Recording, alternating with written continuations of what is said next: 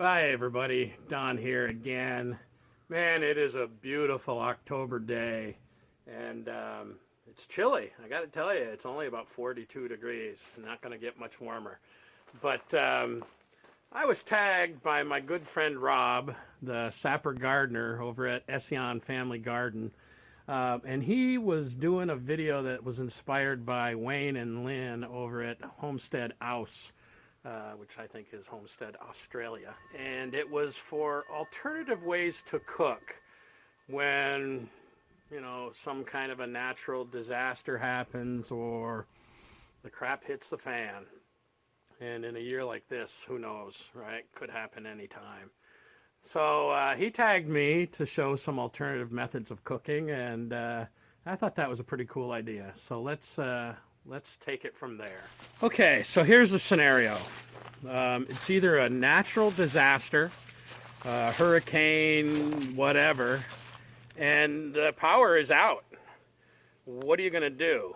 And in our case, Karen and I, we live in a part of the country that has always been prone to prolonged power outages. We're up in the mountains, in the forest, and we get a lot of snow. Lately, we've been getting more ice and that sort of thing, so the power lines going down has happened pretty regular. 10 years ago, we decided to invest in this. This is a 20 kilowatt standby generator. Runs off of propane. Best investment we've ever made. So there's the scoop, right? I mean, if we lose power, we got the generator. Life goes on for us as normal. I think the longest we've ever gone without power here is 10 days. That was before we got that. So we're good to go. We're not going to worry about it. But let's say the scenario is different. It's not just an ice storm that's causing power outages that might take, a week to get cleared up. Let's say it's something more unexpected and more severe. The power grid is down for whatever reason, and you're not going to have power for months.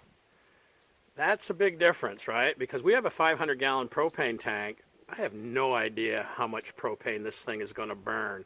So now it's time to start conserving fuel. Well, the first thing for us conserving fuel is right there. We heat our house with wood, and I've got enough wood there to last me the winter. And as you can see where I live, wood is a renewable resource that I never have to worry about.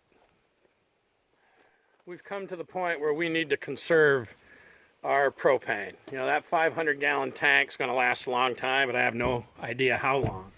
So how can we conserve propane? Well, we can cook outdoors with a propane grill.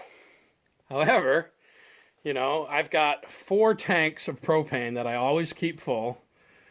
20 pounders, but eventually that's going to run out. Now, we grill a lot, and a 20-pound tank lasts us about a month. So, we're covered for a while, but now we're going to be doing a lot more stuff. Well, what's next? Well, right there. The charcoal grill. We do quite a bit of cooking on the charcoal grill as well. This one used to be propane and charcoal dual source, and when the propane part of it died, I converted it to charcoal for both sides. That thing's full of charcoal, that thing's full of charcoal, that thing's full of charcoal, and I've got a few bags. So okay, we're pretty good there.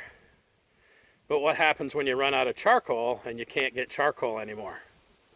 This right here is older than me. This is the old Coleman gas stove that my grandfather had. He actually made that table as actually a suitcase that folds up, and this all fits inside of it. Now that uses Coleman fuel or white gas, and that's a great alternative method of cooking until you run out of fuel. And then what do you do? Well, we've got this. This is a more modern, also a Coleman stove that uses propane. Okay, and I have 3 of those canisters. That's going to get us some meals cooked. But what happens when they run out? I've got my backpacking stove, And, you know, here's some meals that I can cook with that. These are all backpacker pantry, mountain house. Now, trust me, I am not a prepper by any stretch of the imagination, but you don't want to know how many of those I have. Let's just say, as long as we had fuel or could boil water, we're good for a little while, even if we lose the freezer. This is kind of fun. I had fun with this. This is a little contraption that I built from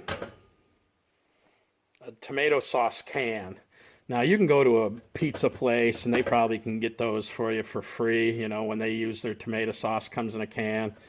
Or you can go to Walmart and you can buy a can like that for $3.87 and you can make your own. So basically what this is, it's a number 10 can.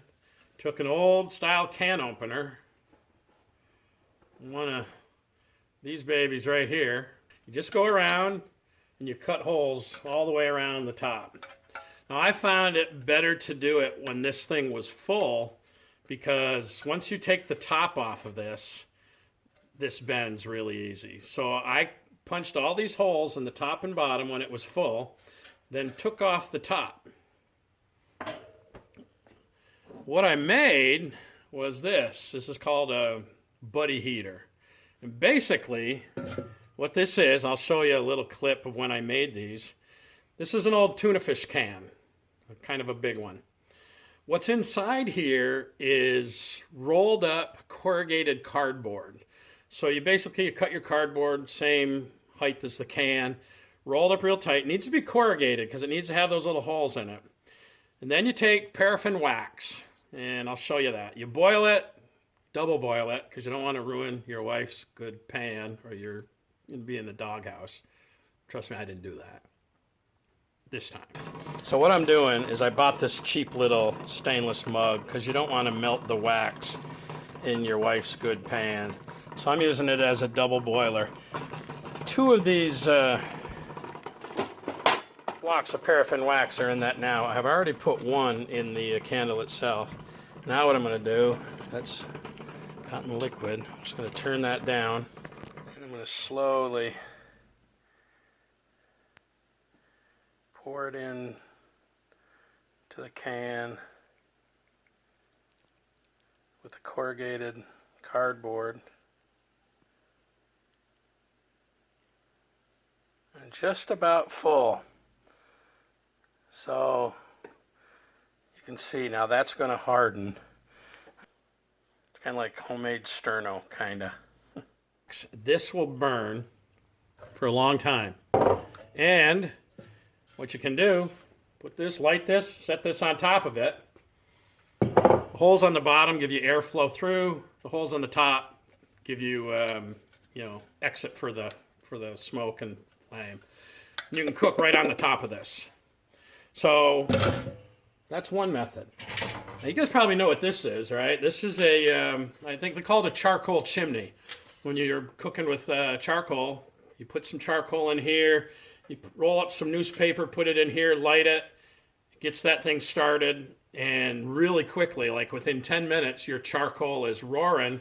Dump it in your grill, you're ready to cook. Saves a whole lot of time. You don't have to use lighter fluid, which I hate using lighter fluid.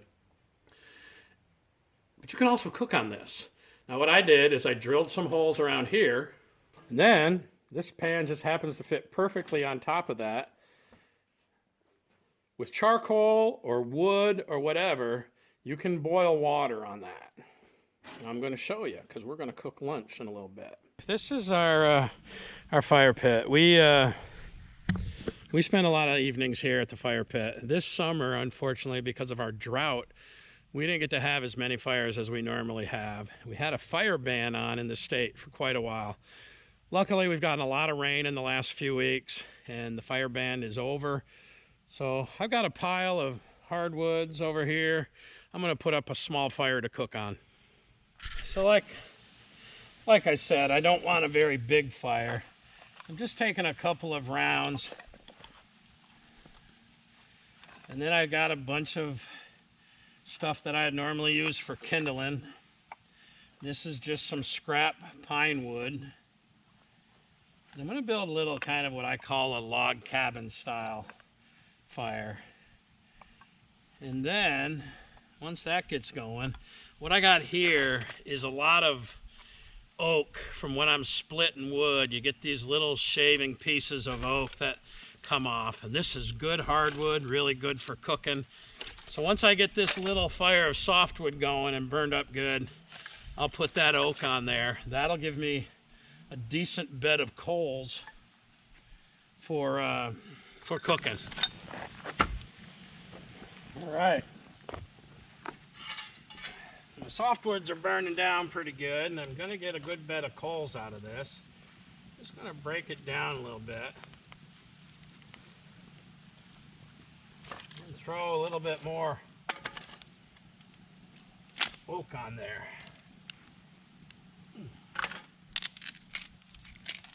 Even though this stuff is relatively small, it'll give me some coals that I want to work with. And then this is the stuff that's really going to do the trick. Those 4 pieces right there is all I'm going to need.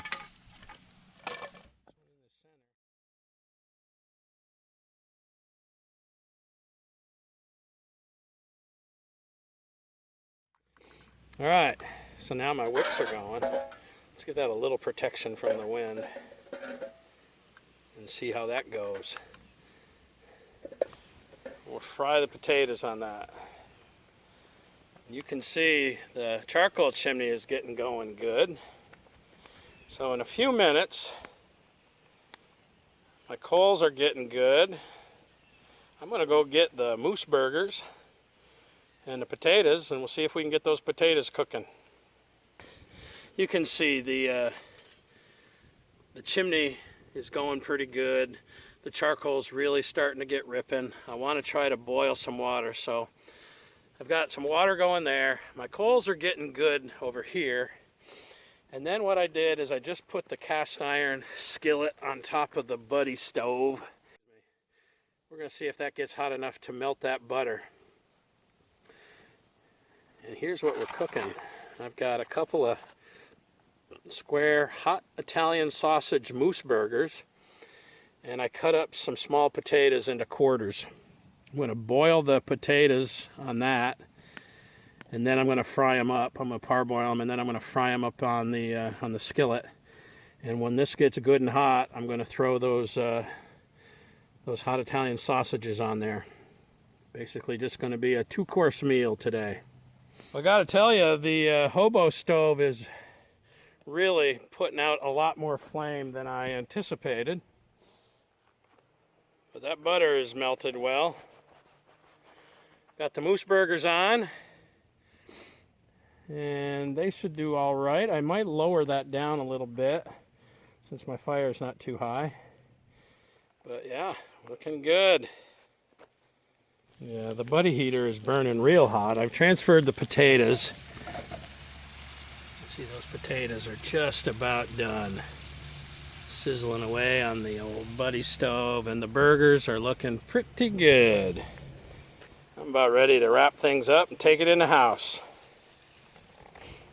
All right, well, I got my hot Italian moose sausage burger. Put a little mustard on that and a bun. That was all cooked on the fire, on the grill on the fire. I added up the charcoal in there at the end just to help regulate it a little bit. Got my boiled and then fried potatoes done on the charcoal chimney, and then fried on the buddy heater. The buddy heater put out a lot more flame than I thought it would. But I could have used a big skillet and it would have done the job. So if I was cooking for me and Karen instead of just for me, no problem. It was a lot of fun. I love cooking off grid. I love camping, cooking, so this was cool. I'm glad you tagged me, Rob. I really appreciate it. And I'm glad to have been introduced to Wayne and Lynne. So thanks. We'll see you guys next time. Peace.